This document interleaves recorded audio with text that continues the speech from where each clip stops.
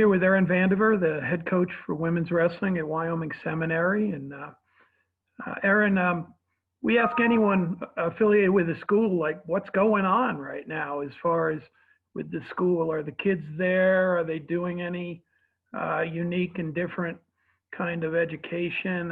What's the status at Wyoming Seminary? Sure, things are a little bit different for everybody right now. Fortunately for us, our doors are open. We are operating in full capacity almost, where we are, bringing our boarders in slowly, but all of our students, if they choose to be right now, they're in-person classes. We do have some families that are still staying virtual right now, and that was their choice. So yeah, we have students on campus, we have teachers on campus, we have varsity sports going, club sports going, obviously a lot of safety precautions and measures taken, and staying within the local guidelines and USA Wrestling's guidelines. But yeah, a week ago, we brought everyone back onto campus. September 8th, we started in-person classes, and it's great to have everyone back. The girls were looking forward to it. It's just a much better atmosphere right now on campus with our students here. Oh, yeah, absolutely. Well, we've all had to go through a lot of different changes since March, for sure. Yeah. I mean, that was, how did the year end for the students there? Yeah, obviously the pandemic hit pretty hard, but it's usually not at the end of the school year when we had to do some of the adjustments.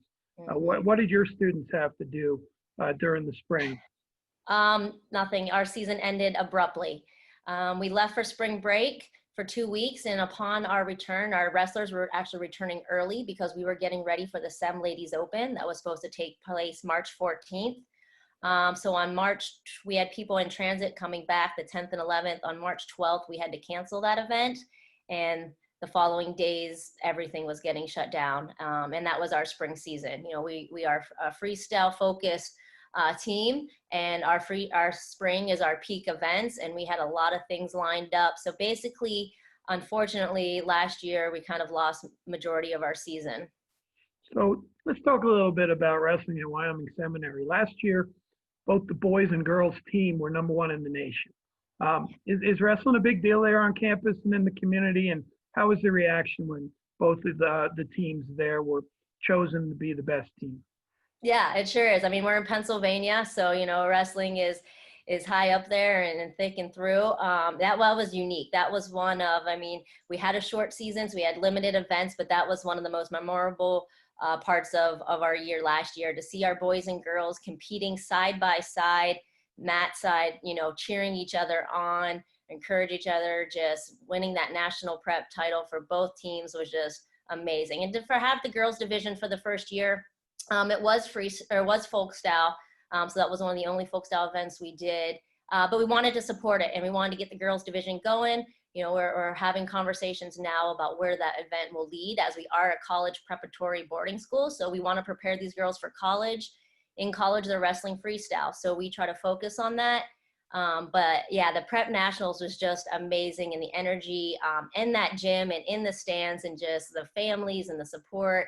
The looks on the team's faces that they got to compete again side by side, it was just really unique and very special. And the energy was brought back to campus, with our trophies and our jackets and a pep rally.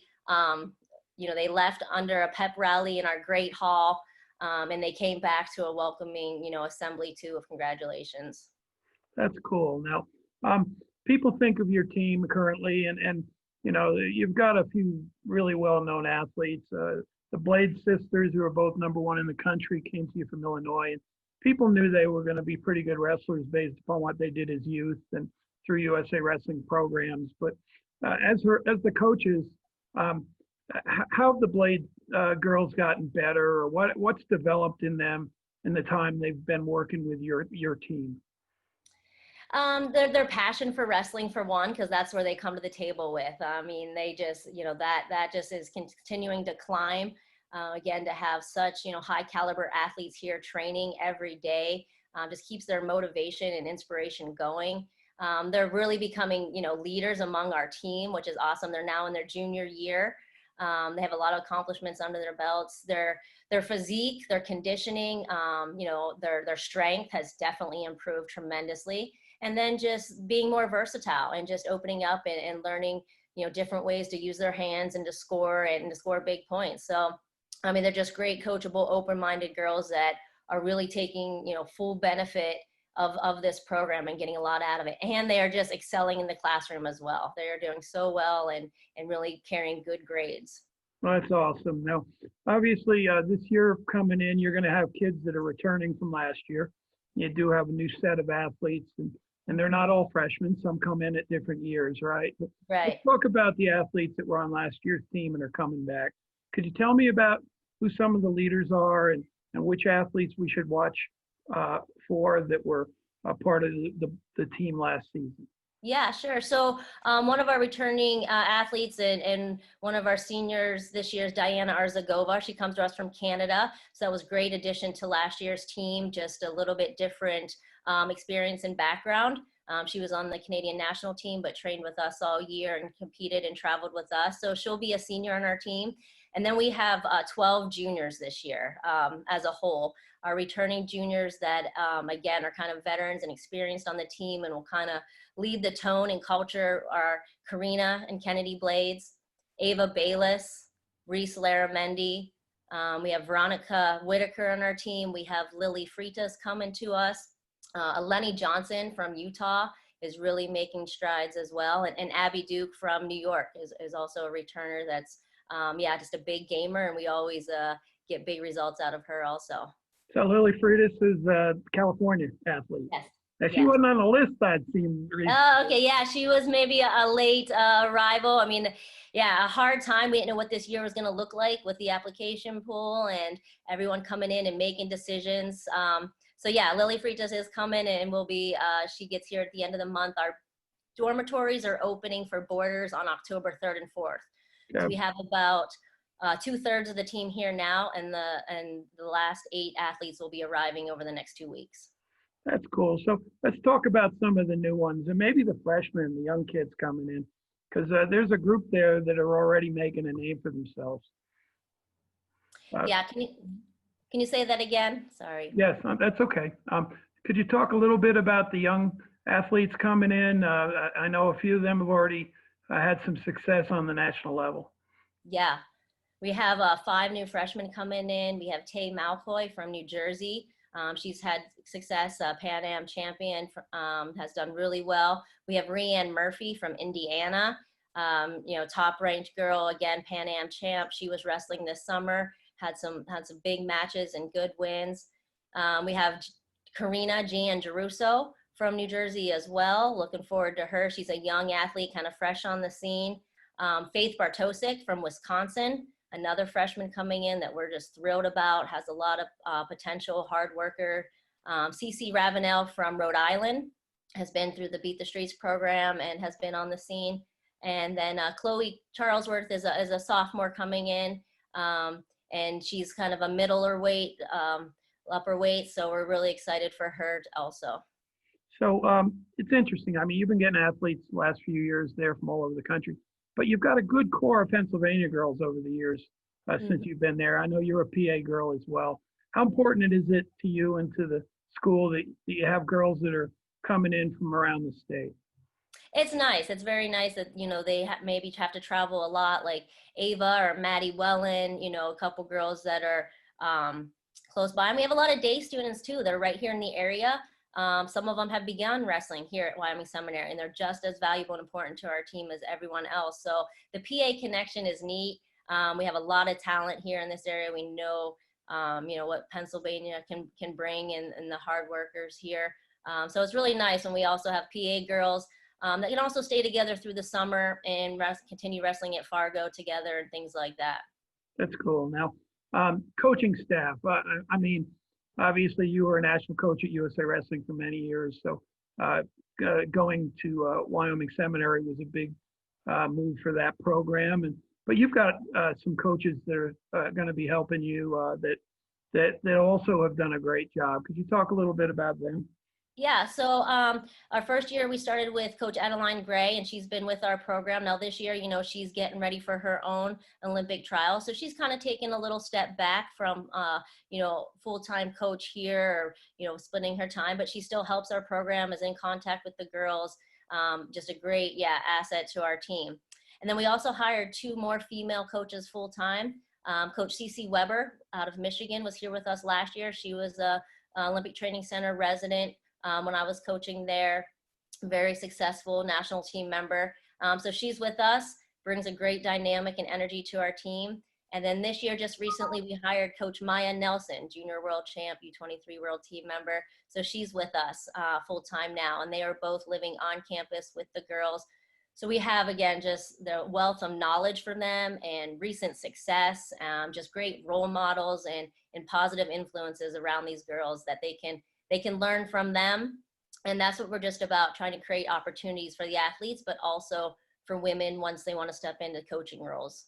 Yeah, it's wonderful. That was great news about Maya. Obviously, she's got high goals for this Olympic cycle, right? Yeah. So we're gonna, be watching her train and helping in her training, and the girls are gonna see, firsthand what it takes and all that it takes. So, Sim wrestles around the country, goes to big tournaments, has clinics, does all kinds of things. But one of the key parts about your team is that you get an opportunity to do some international travel and compete overseas. And how do you think those trips that you've brought your athletes on to Europe and other places around the world have helped accelerate their development? Because this program was started to be an excellent feeder for the American Olympic system, right? Right. How's the international fit in for these girls? I mean, it's just a tremendous benefit that we have that support with USA Wrestling, and we have that, mindset that get them training against and competing against international athletes, because it's different. It's a different feel. It's a different mentality. Same thing, with wrestling. Not all one style works for everybody. So just they get to experience that. They get used to travel. They get used to different cultures. They get used to the ins and outs so that they can perform at their best. It's uncomparable. It can't be replaced. So again, these athletes that are getting trips and going overseas, but not only that, we're also bringing, when we can, as we have in the past, bringing international teams onto our campus to train with us and see our school. That's just been huge. We've created some events in the past, the Sem Ladies Open, the Sem World Duels, and that's our goal, to give more opportunities and experience and exposure to the whole United States. I mean, we're Team USA too, so that local girls, tri-state girls, can get over and get in those competitions. And we've had, Japan, Mongolia, Brazil, Norway, Finland, Estonia, Russia. We've had all those teams here, and girls have gotten experience and got their hands on them and felt that. And then have gone on, like Skylar Hattendorf. She participated in our duels in our Sem Ladies Open, and then she went and won a world silver medal. Because I honestly believe those experiences helped her. So they're not going overseas and traveling for the first time when they're, adults, 20 or 22.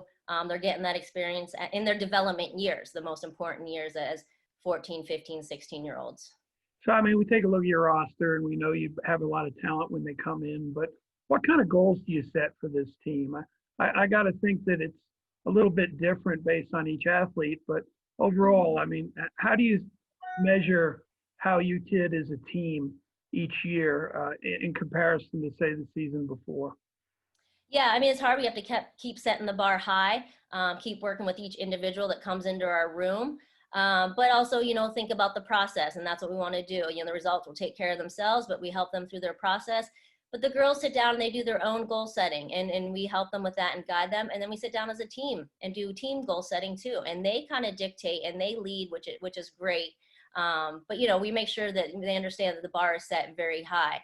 So we're definitely looking for, a high percentage of national team members. We're getting girls on world teams, getting girls on Pan Am teams. And the other thing, we're getting girls into colleges. We're making sure all of our seniors are comfortable where they're going and they have good options and options that make sense for them. So we're getting them college visits, and we're making sure they're in touch with college coaches, and making sure the next step is also, being developed too. So I guess one more question about the kind of philosophy that you've set with the program. Is there a certain way that Wyoming Seminary wrestlers compete based upon the way that they're trained and the things that they learn from you and your coaching staff? Definitely. We have a full schedule, and they know that everything is earned. Nothing's, guaranteed or given. But a lot of our tournaments, we get to enter multiple entries at each weight class. So that's nice that the girls are getting between, 25 to 35 freestyle matches a year. For our duels, we just put our best lineup. We take everyone, we put our best lineup, for the team. And it's just, yeah, they have to know that they're doing the right things on and off the mat. It's just like, I came up through the USA Wrestling structure, worked with under Terry Steiner and the USA Wrestling system for many years. So it replicates that very similarly. It's healthy lifestyle. It's, good habits. It's doing the right things on and off the mat. And the more you're doing that, the more opportunities you'll have. Have you guys been able to secure any international things for this year? I mean, there isn't even any international wrestling going on quite yet, huh? Yeah. Not yet. We're not looking for, the winter 2020, but we will be, looking for more in 2021. We have good relationships and close contacts all across the world. So we are in constant contact with other coaches, what's going on there. When can we start setting up, even if it's just, training and development camps. We don't know what the competitions will look like, but we have friends with great teams all over the world. So we will be getting, together for at least training. Hopefully competitions will come in its own time. So they must know you were a pretty good wrestler in your day, right? I still wrestle with them. Yeah, do you? Do they grab you and say, "Come on, coach, let's go kick down"? There's a couple I'm a little worried about, but the others I still like to roll around for sure. Oh, that's cool. That's great. Well, it's as you get farther and farther into your coaching career, that's not going to be as easy as it might have been when you started, right? Yeah, for sure. Oh, I'm starting to feel that for sure. Well, we'd really appreciate your time. Obviously, the Wyoming Seminary program is a big deal for USA Wrestling and for the growth and development of women's wrestling. And we're really looking forward to seeing your team on the mats again as soon as the world lets them. Yep, we're waiting too. We're chomping at the bit, but like I said, we're the national development program, so we're here to develop and train and talk about periodization and recovery. So the competitions will come. We focus on the process. The results will take care of themselves, and those competitions will come when it's time. Well, good stuff, and we look forward to visiting with you soon, hopefully at a wrestling tournament, right? For sure. Hope to see you around the mat soon, Gary. Yeah, awesome. Well, be real well, Erin. Thank you very much. All right, thank you.